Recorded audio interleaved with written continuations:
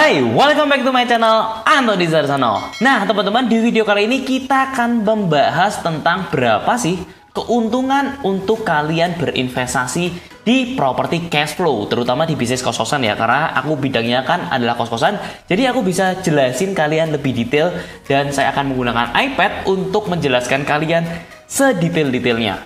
Nah, teman-teman, sebelum kita masuk ke hitung-hitungannya, sebenarnya ada 3 poin manfaat yang bener-bener aku garis bawahin kenapa aku seneng banget invest di industri kos-kosan. Nah, yang pertama adalah bisnis kos-kosan itu adalah bisnis yang everlasting. Kalau kita lihat, banyak banget di zaman sekarang yang di-disrupt bisnisnya karena tidak sustain. Jadi kalau kita lihat di zaman 20-30 tahun yang lalu, ada seorang pembisnis yang bisnisnya gitu-gitu aja, tapi selama 20 tahun dia tidak ada perubahan pun, omsetnya stabil atau even naik terus. Nah, tapi teman-teman, kalau kita lihat di industri 2021, setiap kali kita membuat bisnis, 1 tahun berikutnya ada bisnis baru lagi, 1 tahun berikutnya ada trending baru lagi. Bisnisnya tuh berubah-berubah terus. Kita harus berinovasi lebih panjang. Nah, sedangkan kalau di bisnis kos-kosan itu adalah bisnis yang everlasting, di mana kita tidak terlalu banyak effort untuk merubah semuanya. Yang harus kita rubah adalah cara promosinya, tapi kegunaannya ya sama, untuk tidur doang gitu loh.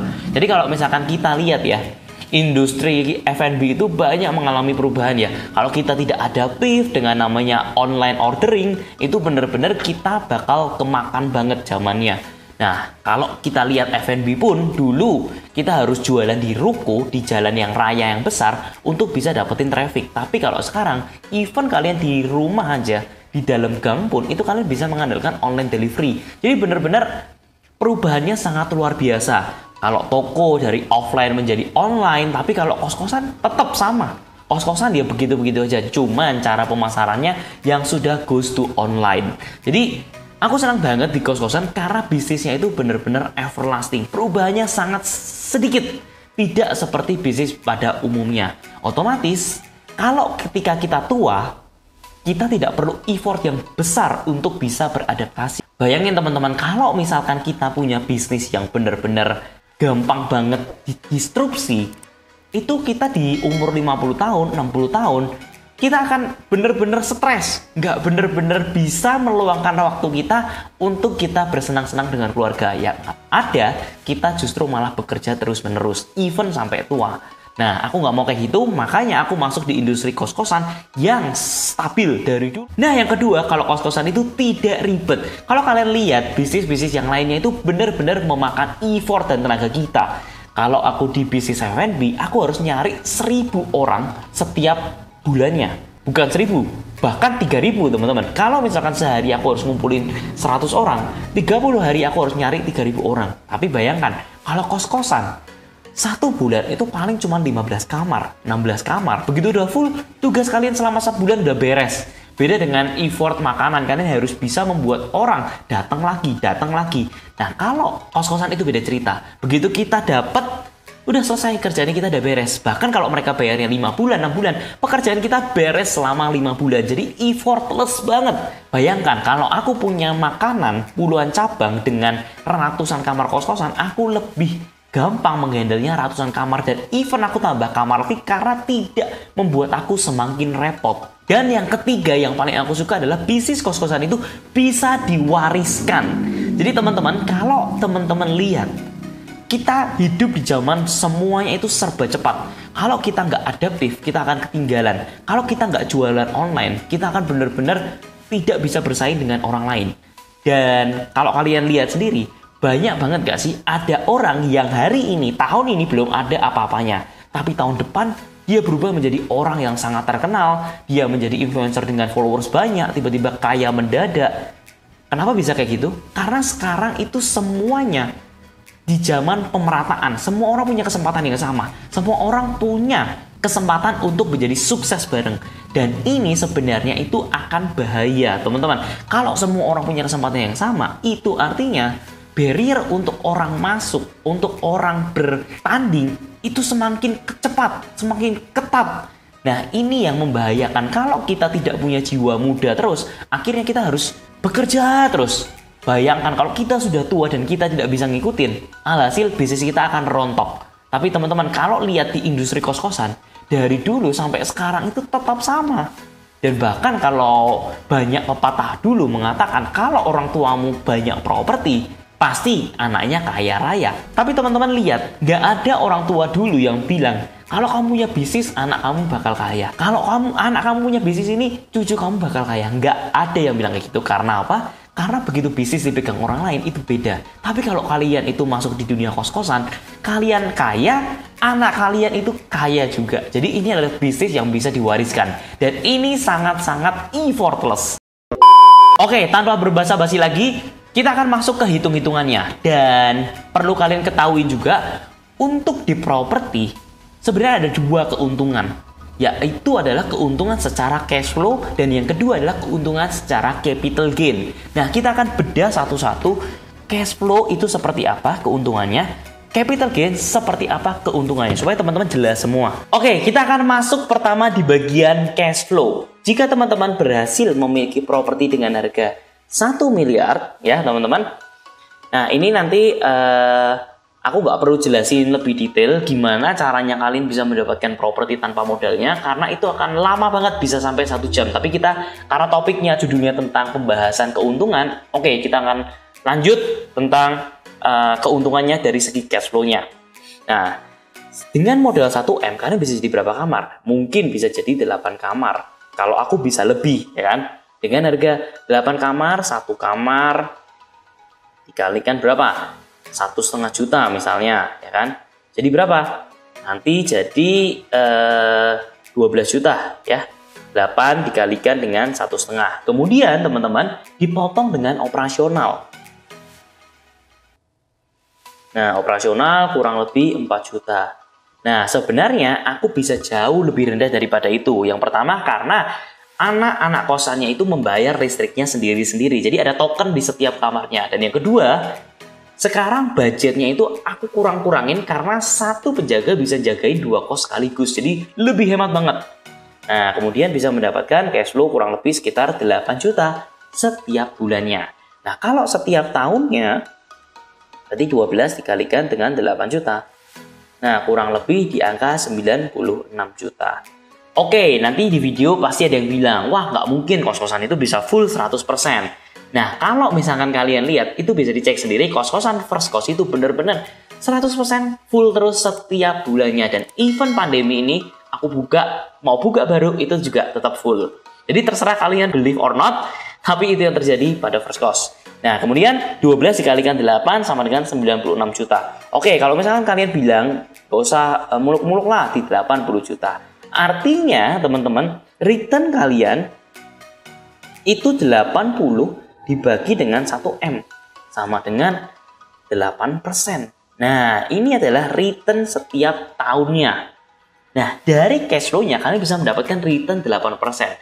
Ini benar-benar minim. Kalau misalkan aku kelolain dengan baik, itu bisa jauh di atas ini. Tapi untuk secara umumnya, kita akan bikin di angka sekian. Supaya teman-teman itu nggak ngelihat terlalu tinggi gitu. Jadi ini adalah hitungan-hitungan kasar ketika kalian itu baru bermain kos-kosan pada umumnya, pada awalnya. Nah teman-teman, 8% ini sebenarnya adalah waktu saat ini. Kalau teman-teman benar-benar bertahan, teman-teman mempertahankan kos-kosannya teman-teman, return kalian akan jadi jauh sangat gila.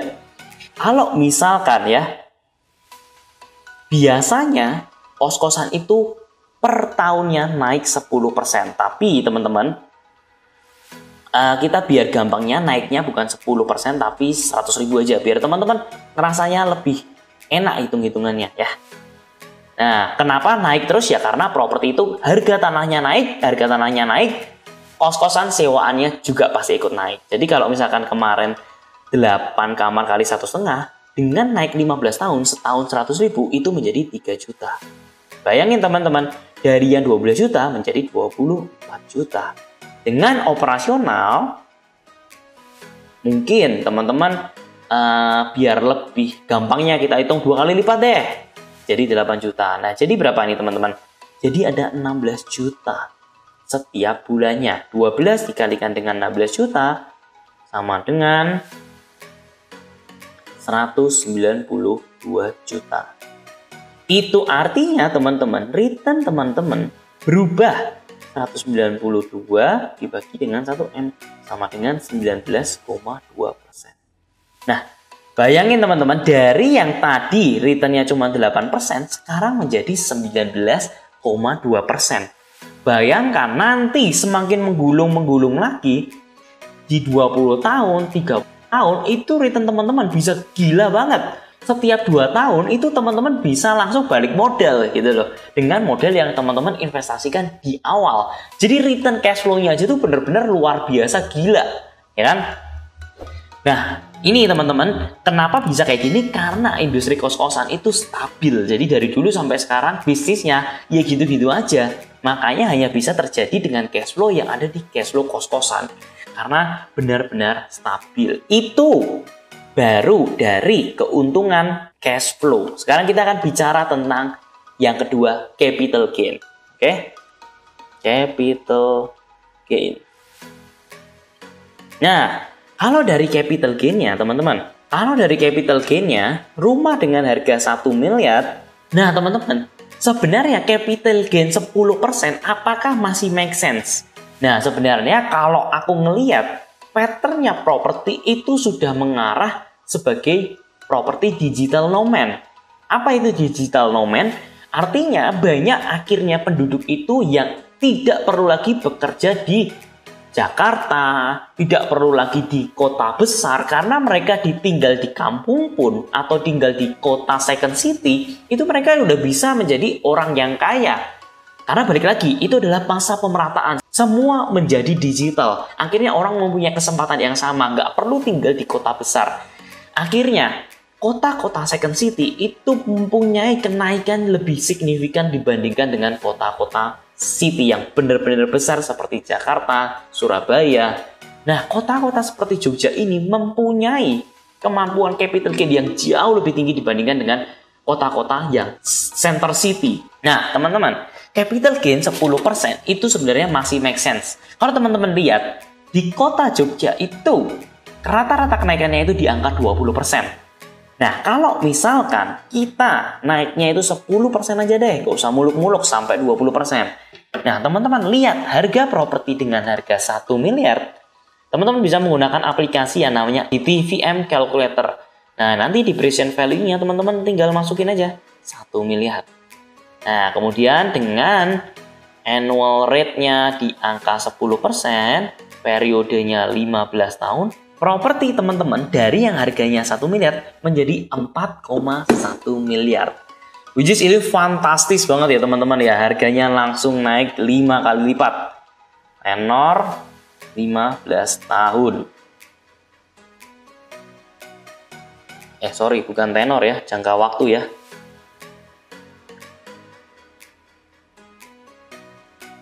Menjadi 4,177 miliar.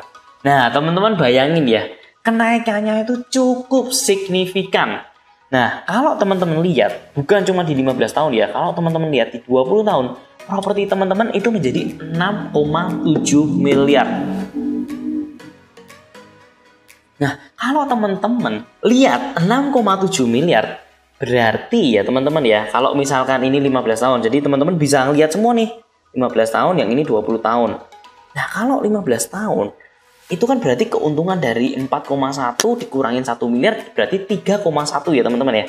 3,1 dibagi 3,177 dibagi dengan 15 tahun.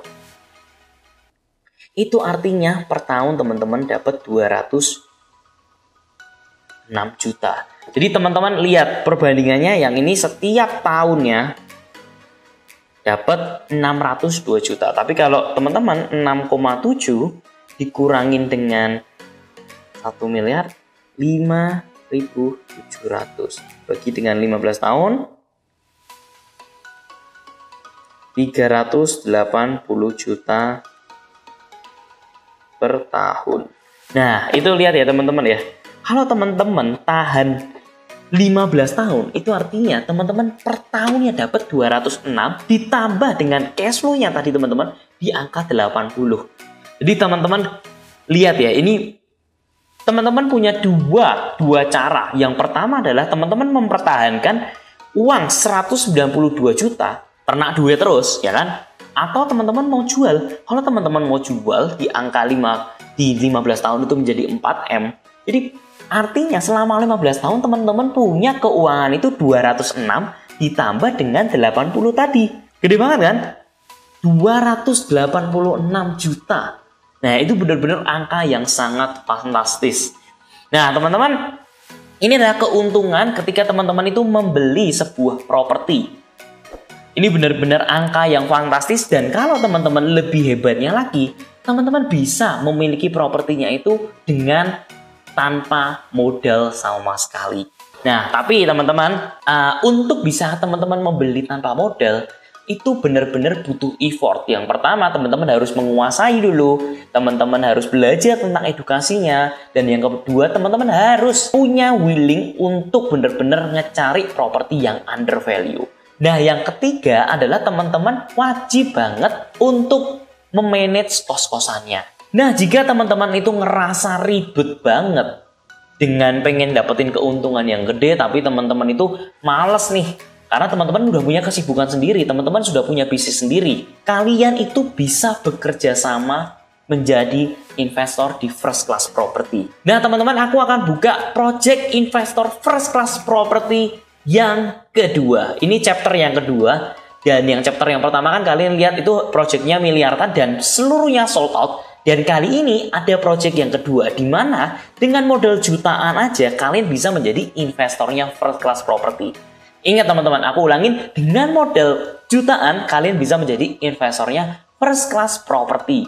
Nah, ini benar-benar project yang luar biasa banget, dan aku akan ajak kalian untuk mengikuti sesi Zoom-nya. Jadi teman-teman bisa melihat prospektusnya teman-teman di sana, keuntungannya seperti apa, dan betapa gampangnya teman-teman investasi karena teman-teman tidak perlu memanage apapun. Jadi ini benar-benar gampang banget. Dan kesempatan pertama banget teman-teman dengan modal yang sangat minim bisa bekerja sama dengan first class property. Dan caranya itu sangat gampang. Teman-teman cukup lihat link yang ada di bio description. Itu nanti ada tulisan tentang Google Form. Kalian beli tiket di sana seharga 50.000. Nanti di sana saya akan jelaskan lebih detail tentang prospektusnya. Supaya teman-teman itu bisa menjadi yang pertama invest di first class property dengan modal yang sangat minim. Jadi ini aku hanya tawarkan untuk beberapa orang saja. Jadi teman-teman yang sekarang nonton videonya wajib untuk langsung klik link, beli tiketnya, dan kita akan bertemu di Zoom call. Saya akan jelaskan lebih detail berapa keuntungan yang aku tawarkan dari investasi ini.